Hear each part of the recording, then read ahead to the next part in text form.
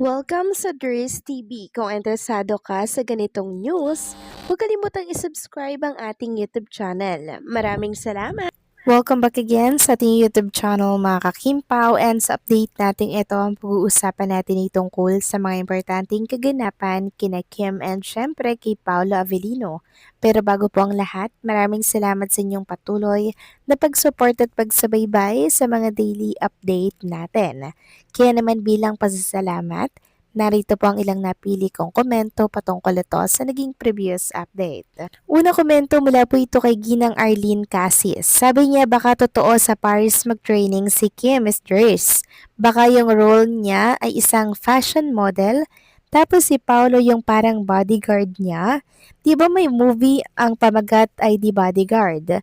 Super ganda kaya ng movie na yon, Miss Dries. Ito naisip ko lang, Miss Dries. Maraming salamat sa komento, Ginang Arlene Cassis. So base po sa aking narinig kay Sir EJ na meron daw pong romance, halong romance, yung bagong series ni Kim and Paula Avellino. Tatawa at iiyak, may inis daw po kayo dito.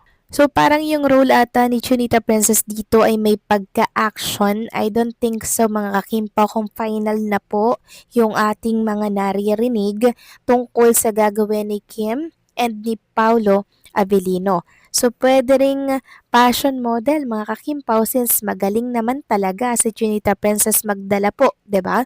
Ng mga kasuotan na sinusuot niya araw-araw dito po sa It's Showtime. So marahil may pagka-action mga kakimpaw yon kasi po ito talaga yung nire-request ng maraming Kimpaw fans dahil yun daw yung hindi pa nagagawa na role ni Chinita Princess, kaya kailangan niya pong mag-training ng matindi talaga para magmukha daw pong convincing yung character ng isang Chinita Princess sa gagampanan niya po sa naturang project nila ni Paula Avellino. So hopefully nga po sa Paris, France, mag-training si Chinita Princess. Malapit kay Paula Avellino nang sa ganun, 'di ba? Kahit na iba yung ganap nilang dalawa, at least magkasama pa rin sila sa isang lugar na kung saan may enjoy nila habang sila po ay busy sa kanilang mga ginagawa.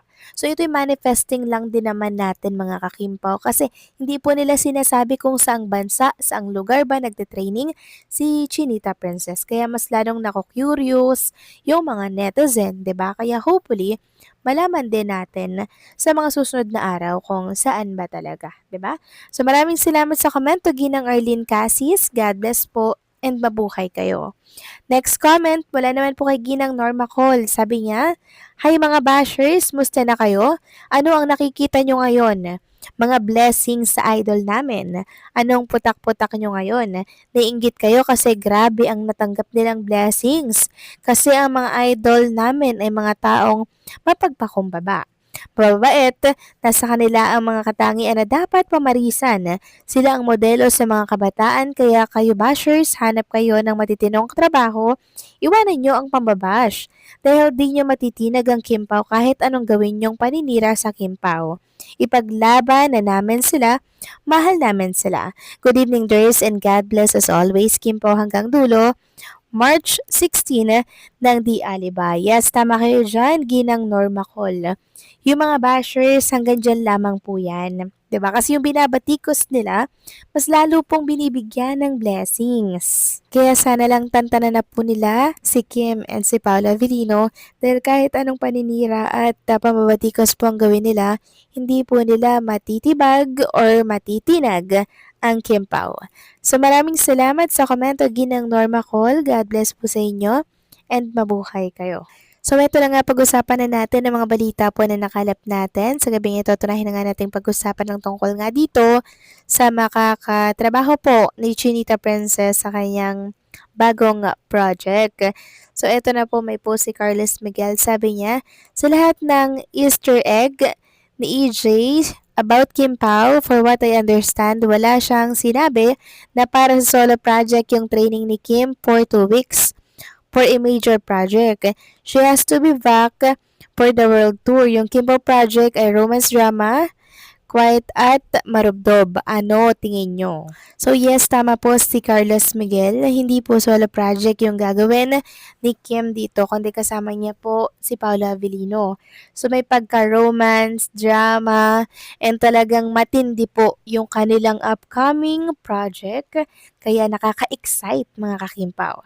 Samantalang next topic naman tayo, pag-usapan naman natin itong pagpaparamdam ni Chinita Princess matapos ng napakahabang araw na wala po siyang paramdam. Ayon nga po dito mga kimpaw, na-repost niya po yung post ng Bayanihan Today na kung saan andun nga po't makikita yung video niya na umiiyak nga po siya at emosyonal sa pagkakaanunsyo po na first slot sa primetime ang The Alibay. Sabi po ni Kim Chu, always offering everything to him. Sana po suportahan nyo kami sa Lunes. The Alibay ang buong katotohanan, 8 p.m.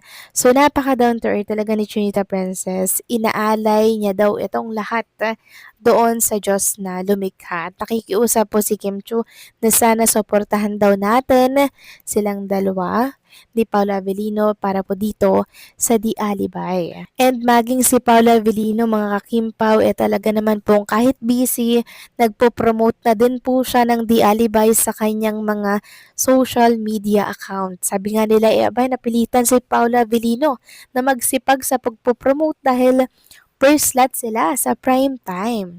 Hindi rin po kasi expected ni Paula Avellino mga kakimpaw na ilalagay sila sa first slot. Akala talaga nila pang second slot sila. Kaya nung malaman niya po na first slot pala sila, grabe siya mag-promote ng The Alibay.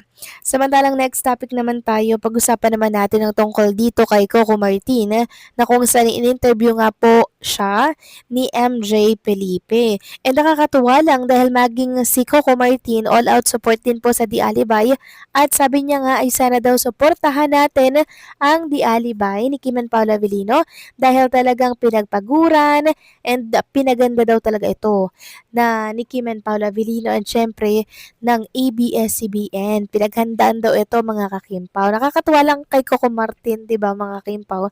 Dahil talagang maging siya nakiki-promote, 'di ba? Talagang nakikita natin yung kanyang kagustuhan po na iangat din yung project ng iba.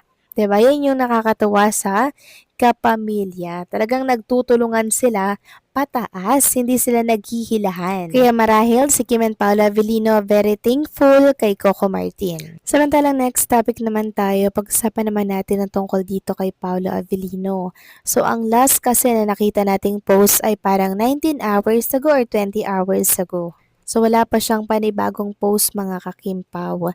Dahil nga dyan, merong mga nagsasabi na baka daw nag-day off di umano si Paolo Avellino para syempre kay Chinita Princess. Well, given na yan mga kakimpaw, lalo na kung may relasyon ang magkasintahan na yan, di po ba? Dahil talagang gagawa at gagawa po siya ng way, ng effort para makita ang isa't isa. Kasi ilang araw ba silang hindi nagkikita mga kakimpaw? Syempre, miss na po nila yung isa't isa. Kaya gagawa at gagawa po ng paraan yan para po sila ay magkasama. Kayo ba mga kakimpaw, anong masasabi ninyo dito? Please comment down below. So paano hanggang dito na lamang pong update natin. Maraming salamat sa patuloy po na pagsuporta.